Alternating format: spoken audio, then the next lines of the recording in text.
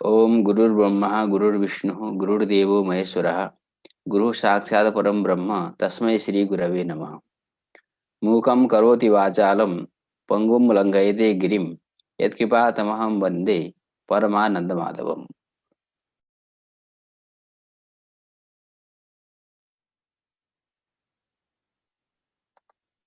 साक्षात्कारे सुखादीनां करणं मन उच्यते अयोगपद्यास् ज्ञानानां तस्याणुत्वमिह्यस्यते।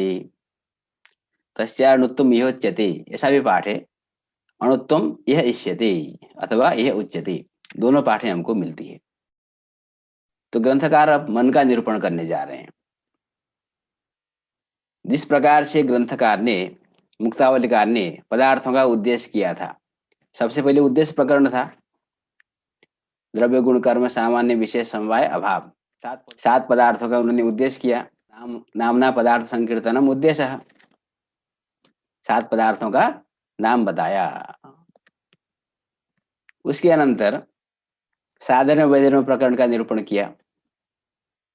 उसके अनंतर प्रत्येक द्रव्य का निरूपण आरंभ किया।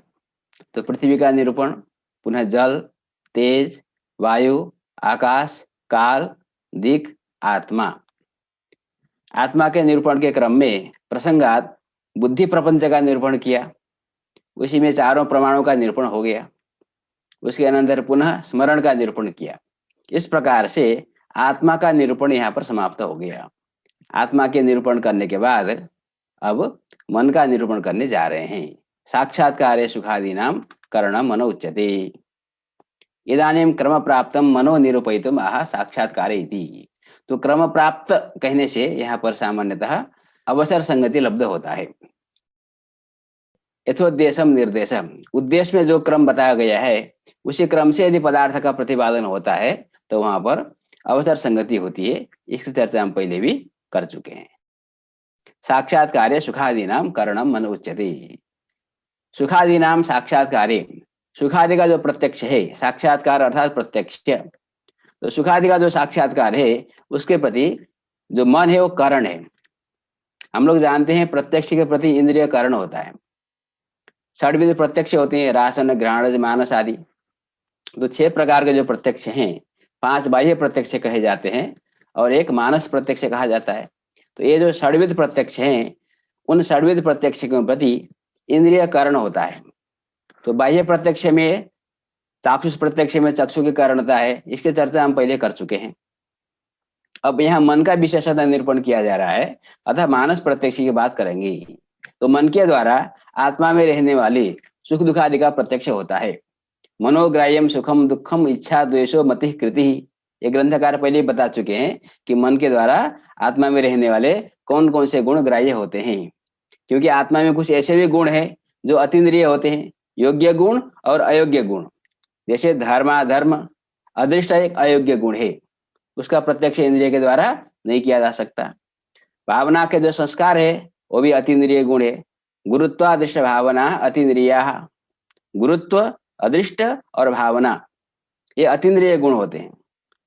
तो गुरुत्व आत्मा का गुण नहीं है, इसलिए हम उसकी चर्चा यहाँ पर अभी नहीं कर सकते। अदृष्ट आत्मा का गुण है और भावना आत्मा का गुण है, किंतु अतीन्द्रिय होने के कारण मन के द्वारा उनका प्रत्यक्ष नहीं हो सकता। किंतु मनोग्राह्यम सुखम दुखम इच्छा द्वेषो मति कृति, ये 6 गुण वो मन के द्वारा ग्राह्य होते हैं। तो सुखादि का प्रत्यक्ष जो मन के द्वारा हो रहा है उसके प्रति जो करण है वही करण ही मन है। उसी बात को ग्रंथकार बता रहे हैं। एतेन मनसि प्रमाणम दर्शितम। अब प्रश्न है कि मन की पहले सिद्धि करनी है, मन है, इसमें क्या प्रमाण है? तो ग्रंथकार कहते हैं ये जो कार्य हमने बताई है, साक्षात्कार सुखादीनाम करणम मन उच्यते, यही प्रमाण है। इसी से सिद्ध होता है कि मन है। तो कैसे, प्रश्न आएगा तो कहेंगे अनुमान प्रमाण है। तथा ही सुख साक्षात्कार सकरणक जन्य साक्षात्कारत्वात् चाक्षुष साक्षात्कारवत इत्यनुमानेन मनसः करणत्व सिद्धि। मन में करणता सिद्ध कर रहे हैं, तो मन है तभी वो कर्ण बनेगा। तो अनुमान है सुख साक्षात्कार सकरणक जन्य साक्षात्कारत्वात् चाक्षुष साक्षात्कारवत। तो पक्ष हो गया सुख साक्षात्कार, सुख का जो साक्षात्कार है प्रत्यक्ष है, वो हो गया पक्ष। उसमें सकरणकत्व सिद्ध करना है। ये जो सब प्रत्यक्ष है, यह जो सुख साक्षात्कार है वह सकरणक है, करण से जन्य है। जन्य साक्षात्कारत्वात्, व्याप्ति बनाइए, यत्र यत्र जन्य साक्षात्कारत्वम तत्र तत्र सकरणकत्वम, यथा चाक्षुष साक्षात्कारः। चक्षुरेंद्रिय से उत्पन्न होने वाला जो प्रत्यक्ष है, इदम रूपम अयं घट इत्यादि जो प्रत्यक्ष है, चाक्षुष साक्षात्कार, उसके प्रति चक्षुरेंद्रिय करण है। रासन जो प्रत्यक्ष है, उसके प्रति रसनेन्द्रियम करणम। उसी प्रकार से जो सुख साक्षात्कार है वो भी सकरणक है, क्योंकि वो भी जन्य साक्षात्कार है। यत्र यत्र जन्य साक्षात्कारत्वम तत्र तत्र सकरणकत्वम। हेतु में इन्होंने जन्य पद दिया है। यदि हम केवल साक्षात्कारत्व को हेतु बनाते हैं, यत्र यत्र साक्षात्कारत्वम तत्र तत्र सकरणकत्वम, ये व्याप्ति बन नहीं पाएगी, क्योंकि साक्षात्कारत्व नित्य साक्षात्कार में भी है। ईश्वर का जो साक्षात्कार है, क्योंकि ईश्वर सर्वज्ञ है, ईश्वर को सर्व विषय का प्रत्यक्ष होता है, किंतु वो नित्य है, नित्य साक्षात्कार है। तो नित्य साक्षात्कारत्व नित्य साक्षात्कार में है, ईश्वर साक्षात्कार में है, किंतु उसमें सकरणकत्व नहीं है, क्योंकि जो जन्य होगा वह सकरणक होगा, जो नित्य होगा वह सकरणक नहीं हो सकता। अतः यहाँ पर हेतु में जन्य पद दिया। तो यत्र यत्र जन्य साक्षात्कारत्वम तत्र तत्र सकरणकत्वम, जो भी जन्य साक्षात्कार होता है, जन्य प्रत्यक्ष होता है, वह किसी न किसी कारण से जन्य होता है। तो इस अनुमान से सुख साक्षात्कार में सकरणकत्व की सिद्धि हुई। तो जो कारण है वही मन है, इस प्रकार से हम मन की सिद्धि करते हैं। इत्यनुमानेन मनसः कारणत्व सिद्धि। अब एक प्रश्न आया, न चैवं दुखादि साक्षात्काराणामपि करणांतराणि शिवरिति वाच्यम। आपने कहा सुख साक्षात्कार सकरणक है, अतः सुख साक्षात्कार का कारण जो है वो मन है। उसी प्रकार से दुख साक्षात्कार भी तो सकरणक है। हम दूसरा अनुमान बनाएंगे, दुख साक्षात्कार सकरणक जन्य साक्षात्कारत्वात् चाक्षुष साक्षात्कारवत्। इस प्रकार के अनुमान से दुख साक्षात्कार का जो कारण होगा वो कोई दूसरा एक कारण सिद्ध होगा। दुखादि साक्षात्काराणाम अभी करणांतराणि शिव, इस प्रकार से कई कारण सिद्ध हो जाएंगे। ज्ञान साक्षात्कार सकरणक, तो उसका एक और कारण सिद्ध हो जाएगा। इस प्रकार से नाना कारण की सिद्धि होगी, नाना मन की सिद्धि होगी, यदि आप उस कारण को ही मन मानते हैं। ये प्रश्न हो गया। तो उसके लिए उत्तर देते हैं, लाघवात एकस्यैव तादृश सकल साक्षात्कार करणतया सिद्धेः। सुख साक्षात्कार करणत्वेन जो सिद्ध मन है, उसी मन को हम दुख साक्षात्कार के प्रति भी कारण मान लेंगे। एक मन की जब सिद्धि हुई, आत्मा में उत्पन्न होने वाला जो गुण सुख, तादृश सुख साक्षात्कार करणत्वेन सिद्ध जो मन है, उसकी ही अन्य जो गुणादि है दुखादि, तादृश साक्षात्कार करणता भी उसी मन में सिद्ध हो जाएगी। अतः नाना करण की सिद्धि नहीं होगी। तो जो सुख साक्षात्कार का कारण मन है वही दुख साक्षात्कार का भी कारण है, जो दुख साक्षात्कार का कारण मन है वही ज्ञान साक्षात्कार का भी कारण है, वही इच्छा साक्षात्कार का भी कारण है। इस प्रकार से एक मन, एक इंद्रिय की सिद्धि होगी, एक अंतःकरण की सिद्धि होगी। एवं सुखादीनाम असमवाय कारण संयोगाश्रयतया मनसः सिद्धिर्बोधव्या। अब एक और युक्ति दे रहे हैं मन को सिद्ध करने के लिए। वह युक्ति क्या है? देखिए, सुख दुख आदि कहाँ उत्पन्न होते हैं? आत्मा में उत्पन्न होते हैं। पहले सुख साक्षात्कार करणत्वेन मन की सिद्धि की थी। अब थोड़ा दूसरा रास्ता, दूसरा उपाय। सुख दुख कहाँ उत्पन्न होते हैं? आत्मा में उत्पन्न होते हैं। तो सुख दुख के प्रति जो सुखादि गुण है, आत्मा में उत्पन्न होने वाले गुण, उसका समवाय कारण कौन है?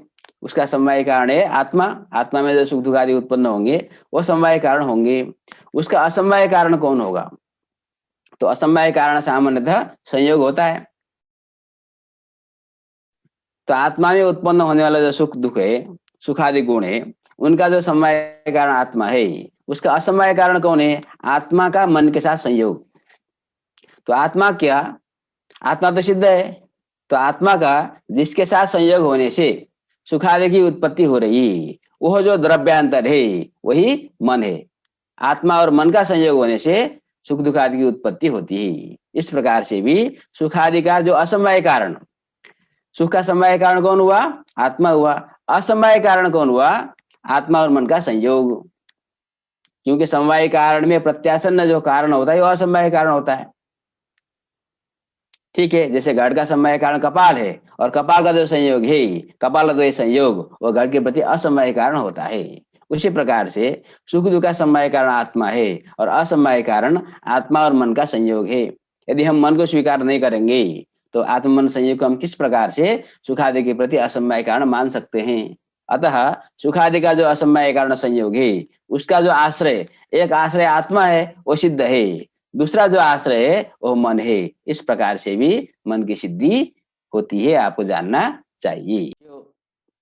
तत्र मनसो अणुत्व प्रमाणम आह अयोग पद्यादिति।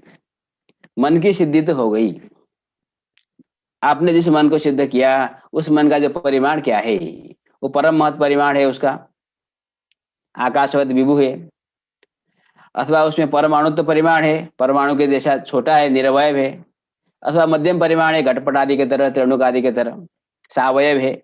मध्यम परिमाण होने का अर्थ सावयव होगा, निरवयव होगा तो विभु होगा तो निरवयव होगा। परम महत परिमाण जिसका होता है वो भी निरवयव होता है, आकाश आदि निरवयव होते हैं। या तो जो परमाणुत्व परिमाण का आश्रय होगा वह निरवयव होगा, और मध्यम परिमाण के जो आश्रय होंगे तो सावयव होगा। तो ये हो गया प्रश्न। तो प्रश्न के समाधान के लिए ग्रंथकार कहते हैं नैयायिक के मत में मन अणु है, तत्र मनस अणुत्व प्रमाणम आह। प्रमाण क्या है? अयोग पद्यादिति। अयोग पद्यात् ज्ञानानाम तस्याणुत्वम इष्यते। ज्ञानानाम अयोग पद्यात् तस्य मनस अणुत्वम इष्यते। मन अणु है, मन में जो परिमाण है अणुत्व परिमाण है। अणुत्व में भी दो भेद होते हैं, आप जानते हैं, परम अणुत्व और मध्यम अणुत्व। तो यहाँ पर जो अणुत्व की बात हो रही है वो परम अणुत्व की बात हो रही है। तो क्यों मन को परमाणु मानते हैं? मन का परिमाण परमाणुत्व परिमाण क्यों है? तो ज्ञानानाम अयोग पद्यात्, ज्ञानानाम चाक्षुष रासनादीनाम योग पद्यम एक कालोत्पत्तिर्नास्ति इति अनुभव सिद्धम। ज्ञानानाम अयोग पद्यम जो ग्रंथकार ने कहा है उसका अर्थ क्या है? तो योग पद्य का अर्थ होता है एक कालोत्पत्ति, एक कालावच्छेदन उत्पत्ति होने का अर्थ हुआ योग पद्य। और जो ज्ञानादि हैं उनमें योग पद्य नहीं होता, एक कालावच्छेदन उत्पत्ति नहीं होती। हमने पहले भी पढ़ा है विभु विशेष गुणा नाम योग्य विभु विशेष गुणा नाम स्वतरवर्ती विशेष गुण नाश्य तो नियम। अतः जो शब्द है, जो ज्ञानादि है वो क्षणिक है, क्षणिक विशेष गुणवत्तम आकाश आत्मनो साधर्म्यम, हमने इसकी चर्चा की है। तो उनमें योग पद्य नहीं होता। आत्मा के जो गुण है ज्ञान आदि है उनमें योग पद्य नहीं होता। योग पद्य न होने का अर्थ है एक कालावच्छेदन उत्पत्ति नहीं होती, एक कालावच्छेदन दोनों की स्थिति नहीं होती, ऐसी बात नहीं है। दो ज्ञान एक काल में रह सकते हैं, दो ज्ञान की एक कालावच्छेदन उत्पत्ति नहीं होती, ये ध्यान में देना है।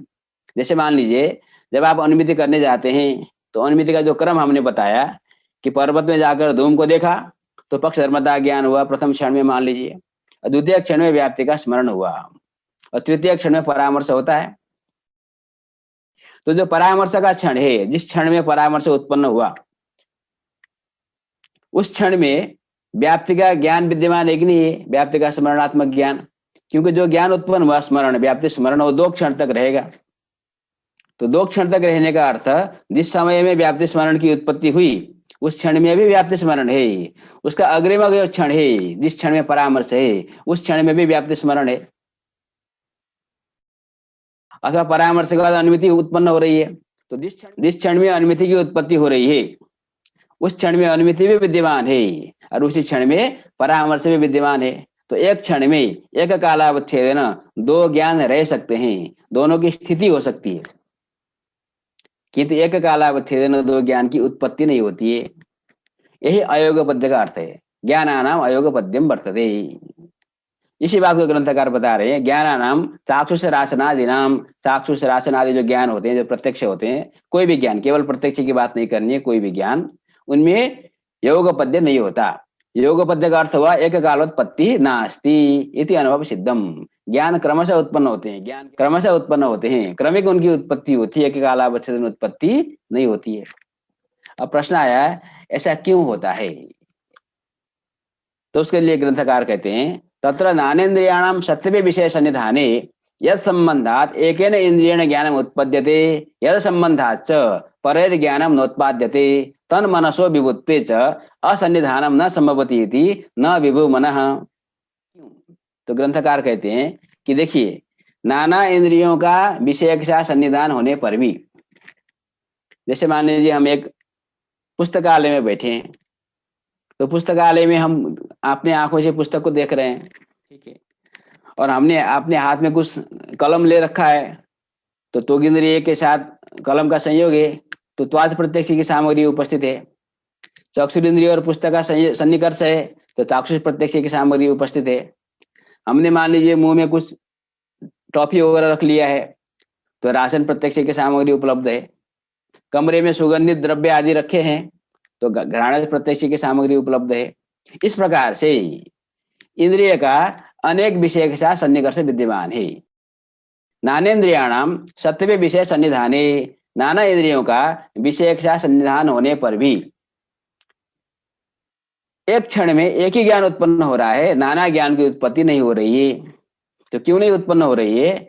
तो यद संबंधात एकेन इंद्रियेण ज्ञानम उत्पद्यते, जिस समय में चक्षुरिंद्रिय ज्ञान को उत्पन्न कर रहा है, उस समय में मन का संयोग चक्षुरिंद्रिय के साथ है, त्वगिंद्रिय के साथ नहीं है। और जिस समय में त्वचा प्रत्यक्ष उत्पन्न हो रहा है, उस समय में मन का संयोग त्वगिंद्रिय के साथ है, चक्षुरिंद्रिय के साथ नहीं है। तो यद संबंधात, जिस मन के साथ संबंध होने से एकेन इंद्रियेण, मान लीजिए चक्षुरिंद्रियेण ज्ञानम उत्पद्यते, ज्ञान की उत्पत्ति होती है, उसी समय में यद संबंधात, जिसके साथ संबंध न होने से, अन्य इंद्रिय के साथ संबंध न होने से परैर ज्ञानम नोत्पाद्यते, रसनादि इंद्रिय के द्वारा ज्ञान की उत्पत्ति नहीं होती है। ऐसा जो मन है, उसको यदि हम विभु मानते हैं, प्रश्नकर्ता का आशय है कि मन को विभु क्यों नहीं मानते, तो इसके लिए ग्रंथकार कह रहे हैं ऐसा जो मन है, उसको यदि हम विभु मानेंगे तो असन्निधानम न संभवति। मन को यदि हम विभु मान लेंगे तो सभी इंद्रियों के साथ उसका युगपत संयोग हो जाएगा। तो सन्निधान और असन्निधान की जो व्यवस्था बन रही है, जिस समय में चक्षुरिंद्रिय के साथ मन का संयोग होने के कारण, सन्निधान होने से चक्षुरिंद्रिय से चाक्षुष प्रत्यक्ष की उत्पत्ति हो रही है, उसी समय में मन का रसनेन्द्रिय के साथ सन्निकर्ष न होने के कारण रसनेन्द्रिय के द्वारा रासन प्रत्यक्ष की उत्पत्ति नहीं हो रही है। किंतु मन को यदि हम विभु मानते हैं तो ये व्यवस्था तो बनेगी नहीं। मन का सभी इंद्रियों के साथ सर्वदैव संयोग रहेगा, और इंद्रियों का अपने विषय के साथ संयोग होता ही है, सन्निकर्ष होता ही है, तो अनेक ज्ञानों की उत्पत्ति एक कालावच्छेदन होने की आपत्ति आएगी। अतः न विभु मनः, मन को विभु नहीं मान सकते। ठीक, यहाँ पर प्रश्न है उसके बाद, न च तदानीम अदिष्ट विशेषोद्बोधक विलंबादेव तज्ज्ञान विलंब इति वाच्यम।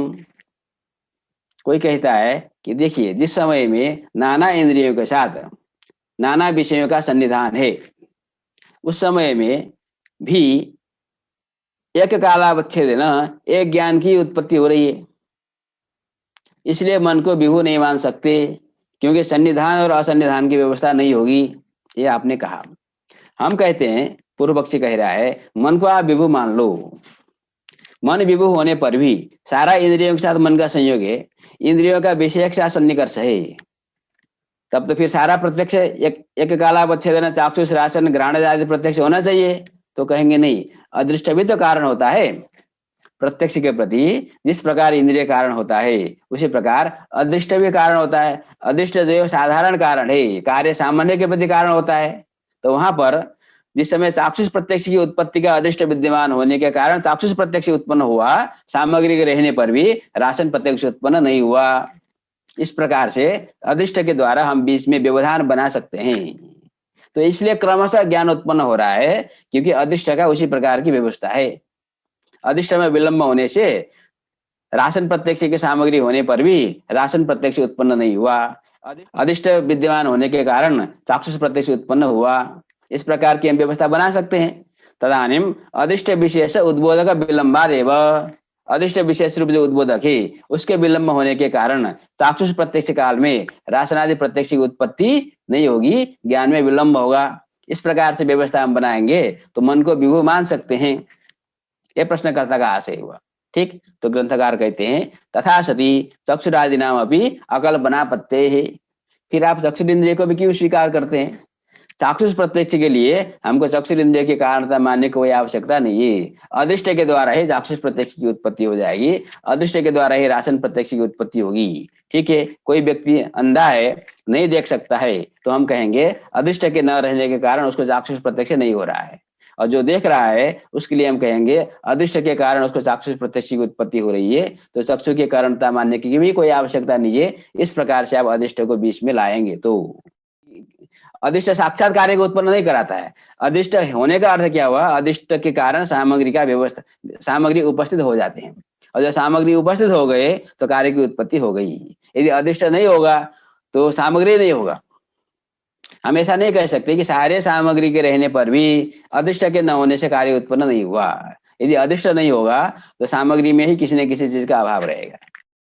अतः कारणत्वेन अभिमत सब कुछ उपलब्ध है जब आप बोल रहे हैं, उस समय आप बीच में अदृष्ट को ला करके नहीं कह सकते कि अदृष्ट के विलंब से कार्य में विलंब हो रहे हैं। अतः चाक्षुष प्रत्यक्ष काल में यदि राशन प्रत्यक्ष नहीं उत्पन्न हो रहा है तो हमको ये मानना पड़ेगा राशन प्रत्यक्ष की कोई न कोई सामग्री, कोई न कोई कारण वहां पर विद्यमान नहीं है। तो वो अविद्यमान क्या है? इंद्रिय और मन का संयोग। अतः मन को हम विभू नहीं मान सकते। अब एक प्रश्न है, आप जो बता रहे हैं कि एक कालावच्छेदन नाना ज्ञान की उत्पत्ति नहीं होती है, तो पूर्व पक्षी कहेगा हमको तो ऐसा नहीं लगता है, हमको लगता है एक कालावच्छेदन नाना ज्ञान की उत्पत्ति होती है। जैसे दीर्घ सस्कुली भक्षण आदौ, कोई दीर्घ सस्कुली का भक्षण कर रहा है, दीर्घ सस्कुली रोटी ले लीजिए बड़ी सी, अथवा डोसा ले लीजिए, बड़ा सा डोसा होता है, उसको कोई खा रहा है। उसी समय में घ्राण प्रत्यक्ष भी उत्पन्न हो रहा है, क्योंकि गंध उसमें है, सुगंध का हमको ज्ञान हो रहा है, घ्राण प्रत्यक्ष भी उत्पन्न हो रहा है। उसी समय में रासन प्रत्यक्ष भी उत्पन्न हो रहा है, रसना के द्वारा हम जान रहे हैं कि उसका स्वाद कैसा है। चक्षुरेंद्रिय के द्वारा हम देख रहे हैं तो चाक्षुष प्रत्यक्ष भी उत्पन्न हो रहा है। ठंडा गर्म स्पर्श भी हम जान रहे हैं तो स्पर्शन प्रत्यक्ष भी उत्पन्न हो रहा है। तो प्रश्नकर्ता का आशय एक कालावच्छेदन नाना ज्ञान की उत्पत्ति हो रही है, रासन चाक्षुष घ्राण आदि प्रत्यक्ष उत्पन्न हो रहे हैं। ठीक है, कब होता है? तो दीर्घ सस्कुली भक्षण आदि में। उदाहरण आप कुछ भी बना सकते हैं अपने हिसाब से भी। नाना बदान भाजांच, सबको नहीं होता, एक चीज ध्यान में रखना है, जो ये सावधान चित्त होते हैं। कुछ लोगों को आप दे दीजिए, बस खाया, पेट भरा, चला गया, बाद में पूछेगा कोई कैसा था, हाँ बढ़िया था, खा लिया हमने, पेट भर गया, पता ही नहीं चलेगा क्या था। लेकिन जो ऐसा व्यक्ति जो सावधान चित्त है, ध्यान पूर्वक विचार करता है, उस समय में उसको रूप का भी प्रत्यक्ष हो रहा है ना, देखता है ना अच्छे से पका कि नहीं पका है, देख करके उसके रंग से पता चलता है कि बढ़िया है, देखते ही पता चल जाएगा ये स्वादिष्ट होगा कि नहीं होगा। तो रूप का प्रत्यक्ष कर रहा है, रस का प्रत्यक्ष कर रहा है, गंध का प्रत्यक्ष कर रहा है, स्पर्श का प्रत्यक्ष कर रहा है, शब्द का प्रत्यक्ष कर रहा है। क्रंची हो गया तो शब्द भी करता है। अर्थात क्या हुआ कि नाना इंद्रियों के द्वारा एक कालावच्छेदन प्रत्यक्ष उत्पन्न हो रहा है। राशन प्रत्यक्ष ग्रहण आदि प्रत्यक्ष में योगपद्य है। आप क्यों मानते हैं कि योगपद्य नहीं है? तो यदि ज्ञान में योगपद्य नहीं है तो कथम एकदा नानेन्द्रिय जन्य ज्ञानम, एक कालावच्छेदन नाना इंद्रिय के द्वारा ज्ञान की उत्पत्ति कैसे होगी? ये पूर्व पक्षी का प्रश्न है। तो उसका उत्तर ग्रंथकार देते हैं, मनस अति लाघवात त्वरया नानेन्द्रिय संबंधात नाना ज्ञानोत्पत्ति है। मन में अत्यंत लाघव है, अर्थात मन अत्यंत हल्का है और अत्यंत वेगवान है। यहाँ पर लाघवात इसलिए कह रहे हैं कि वो वेगवान है, मन का वेग उसकी कोई तुलना नहीं है, अत्यंत वेगवान मन है। त्वरया नानेन्द्रिय संबंधात, इसलिए झटित ही नाना इंद्रिय के साथ उसका संबंध हो जाता है, अतः ज्ञान की उत्पत्ति क्रमिक होती है। हमको लगता है कि एक कालावच्छेदन नाना ज्ञान की उत्पत्ति हो रही है, वास्तव में क्रमशः ज्ञान की उत्पत्ति होती है, किंतु मन का वेग इतना ज्यादा है, वहां जो सूक्ष्म भेद होता है, काल का भेद, उसको हम गृहीत नहीं कर सकते। इसके लिए ग्रंथकार उदाहरण भी देते हैं, उत्पल शतपत्र भेदादो इव योगपद्य प्रत्यय से भ्रांतत्वात्। उत्पल शतपत्र का भेदन जहां पर करते हैं, उत्पल का अर्थ हुआ कमल, तो कमल का पत्ता लीजिए, एक पत्ता रखा, उसके ऊपर दूसरा, फिर तीसरा, फिर चौथा, इस प्रकार से आप शतपत्र रखिए, 100 पत्रों को आपने लाइन से रखा। उसके ऊपर बाद में एक सुई लीजिए, उसे छेद करिए। उसका भेदन जब आप करते हैं तो हमको लगता है कि एक ही काल में, एक सेकंड में हमने ऊपर भेदन किया, नीचे तक पहुंच गया। अर्थात 100 के 100 जो पत्र हैं उनमें एक कालावच्छेदन भेदन हुआ। इस प्रकार की भ्रांति हमको होती है, योगपद्य की भ्रांति होती है। उत्पल शतपत्र भेदादौ, योगपद्य की भ्रांति होती है कि एक कालावच्छेदन, सभी पत्र में भेदन हो गया। किंतु वहां पर वास्तव में क्या होता है, क्रमशः होता है। पहले प्रथम पत्र में भेदन होता है, फिर द्वितीय में होता है, फिर तृतीय में होता है, फिर चतुर्थ में होता है। क्योंकि चतुर्थ में नहीं होगा तो पंचम में नहीं हो सकता, जब तक पंचम में नहीं होगा तब तक छठे में नहीं हो सकता। तो क्रमशः भेदन हो रहा है, तो वहां सूक्ष्म काल का भेद है, किंतु उस भेद को हम गृहीत नहीं कर सकते। उसी प्रकार से नाना इंद्रियों के द्वारा एक कालावच्छेदन ज्ञान की उत्पत्ति हो रही है, ऐसी हमको जो प्रतीति होती है वो प्रतीति वास्तव में भ्रांति है। उत्पल शतपत्र भेदादो इव योगपद्य प्रत्यय भ्रांतत्वात्। तो क्या सिद्ध हुआ कि ज्ञानों में योगपद्य नहीं है। और अयोगपद्य का कारण क्या है, मन का सन्निधान और असन्निधान। अतः मन को यदि हम विभु मानते हैं तो यह सन्निधान असन्निधान की व्यवस्था नहीं बन सकती। अतः न विभु मनः, मन को हम विभु नहीं मान सकते। अब दूसरा पक्ष आया, चलो कोई बात नहीं, आप मन को विभु नहीं मान सकते, मन को मध्यम परिमाण वाला मान लेते हैं, और वो संकोच विकासशाली होगा, कभी संकुचित हो जाएगा, कभी विकसित हो जाएगा। न तो मनसा संकोच विकासशालित्वात् उभयोपपत्ति रस्तु इति वाच्यम। अब दो बात है, एक का कथन है कि ज्ञान में अयोगपद्य है, एक कालावच्छेदन ज्ञान आदि उत्पन्न नहीं होते हैं, क्रमशः ज्ञान उत्पन्न होते हैं। और एक मान रहा है कि दीर्घ सस्कुली भक्षण आदि करने पर एकदेव युगपदेव नाना ज्ञान की उत्पत्ति होती है। तो दोनों की बात बन जाए, इसलिए हम क्या कहेंगे, मन का परिमाण मान लेंगे मध्यम परिमाण, और वो संकोच विकासशाली होगा। तो जिस समय मन का संकोच होगा, मन संकुचित होगा, उस समय में एक इंद्रिय के साथ ही मन का संयोग हो सकता है, नाना इंद्रिय के साथ मन का संयोग नहीं होगा। तो क्रमशः ज्ञान की उत्पत्ति होगी। किंतु जब विकसित हो जाएगा उस समय में नाना इंद्रिय के साथ मन का संयोग हो जाएगा, तो नाना इंद्रिय के द्वारा भी ज्ञान की उत्पत्ति युगपत हो सकती है। ऐसी व्यवस्था मान ली जाए। न तो मनसा संकोच विकासशालित्वात् उभयोपपत्ति अस्तु इति वाच्यम इति न वाच्यम, ऐसा नहीं कह सकते। क्यों, नाना वयव तन्नाश आदि कल्पने गौरवात। यदि मन का परिमाण मध्यम परिमाण मानते हैं तो मध्यम परिमाण वाला जो भी होता है उसमें अवयव होते हैं। तो न्याय का सिद्धांत ही है, यद्यत मध्यम परिमाणवत भवति तत्तद अनित्यम भवति। जिसका भी परिमाण मध्यम परिमाण होता है वो अनित्य होता है, तो मन अनित्य हो जाएगा, एक बात। दूसरा, आप उसको संकोच विकासशाली में मानते हैं, तो संकोच विकासशाली होने का अर्थ हुआ अवयवों में उपचय और अपचय हो रहा है। जैसे हमारा शरीर बढ़ता है तो शरीर बढ़ने का अर्थ क्या है, कुछ अवयवों का नाश होता है, नवीन अवयवों की उत्पत्ति होती है। तो मन भी यदि संकोच विकासशाली होगा तो कुछ अवयवों का नाश होगा, कुछ अवयवों की उत्पत्ति होगी। इस प्रकार से नाना अवयव की आपको कल्पना करनी पड़ेगी, और नाना अवयवों का जो नाश और उसकी उत्पत्ति भी की भी कल्पना करनी पड़ेगी। इसमें गौरव है, उसकी अपेक्षा लाघव होने के कारण निरवयव हम मान लेते हैं मन को। मन सावयव नहीं है, मन निरवयव है। तो निरवयव है तो या तो विभु होगा या तो परमाणु होगा। तो विभु नहीं हो सकता, ऐसा हमने बता दिया। अतः अनुरूपस्यैव, निरवयवस्य अनुरूपस्य। अनुरूप कहने पर द्वणुक रूप भी आ सकता है, किंतु निरवयवस्य अनुरूपस्य कहने से जो परमाणुत्व परिमाण की वहां पर प्राप्ति हो जाती है। तो मन का परिमाण परमाणुत्व परिमाण है, ऐसा अनुरूप जो मन है उसकी हम कल्पना करते हैं, उसका हम अनुमान से सिद्धि करते हैं। तो क्या सिद्ध हुआ, मन का परिमाण परमाणुत्व परिमाण है। आपको याद होगा कि आत्मा के निरूपण के क्रम में एक चार्वाक ने कहा था कि मन को ही आत्मा मान लिया जाए। तो उस समय ग्रंथकार ने कहा था, मनोपी न तथा ज्ञानादेन दक्षम तदा भवेत। मनोपी न तथा, मन को भी चेतन नहीं मान सकते, मन को आत्मा नहीं मान सकते, ज्ञान सुखादि का आश्रय मन को नहीं मान सकते। क्यों, ज्ञानादि अनध्यक्षम तदा भवेत। यदि मन को आत्मा मानेंगे तो मन का परिमाण परमाणु परिमाण होने के कारण मन स्वयं अतीन्द्रिय है। मन का ही प्रत्यक्ष नहीं हो सकता तो मन में रहने वाले जो ज्ञान सुखादि ही उनका भी प्रत्यक्ष नहीं हो पाएगा। अतः हम मन को आत्मा नहीं मान सकते। तो वहां पर एक प्रश्न उठाया था, आप मन को अणु क्यों मानते हैं?